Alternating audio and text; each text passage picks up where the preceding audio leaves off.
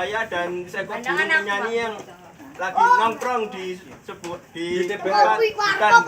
hutan ini tuh berada di ujung dunia, ujung bumi. Nah, langsung cerita ya. Suatu hari ada kumpulan buaya dan burung lagi berjalan-jalan. Nah, setelah kumpulan burung dan buaya itu jalan-jalan, ada salah satu buaya dan burung penyanyi ini akrab sekali. Kemana-mana mereka selalu bersama, selalu makan bareng, minum bareng, kemana-mana. Nah, tiba-tiba waktu itu buaya sedang mengantuk karena saking capeknya. Buaya itu habis bermain, buaya itu menguap. Tak disangka burung penyanyi itu masuk ke dalam mulut buayanya. Terus buayanya itu lagi santai, tiba-tiba di dalam mulut itu ada suara burung penyanyi.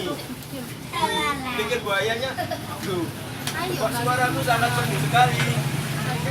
Tiba-tiba sang buaya menguap lagi, menguap, burungnya keluar, burung itu marah sama buaya. Duh, tapi kamu kok memakan aku, buaya? Buaya itu bilang ini, aku tidak tahu kalau kamu masuk ke dalam mulutku.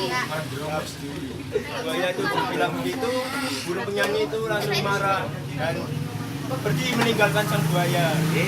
Setelah sang buaya pergi, setelah burung penyanyi itu meninggalkan buaya itu sedih sekali. Sana kemari mencari burung penyanyi itu tidak ketemu. Tiba-tiba burung penyanyi itu apa namanya, sadar kalau perbuatannya itu salah, ngambek terus sama buaya. Akhirnya burung penyanyi itu menghampiri buaya itu dan menerima permintaan maaf buat sang buaya itu. Setelah sang buaya itu berbaikan lagi sama burung penyanyi itu, mereka akhirnya menjadi sahabat setia selamanya. Selesai.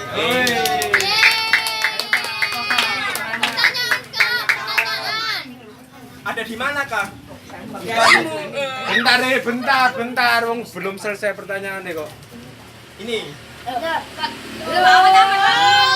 Ayo, satu lagi, ayo, Dwi. Ada di mana? Ada di mana, Pak? Ujung dunia. Iya, apa Jul?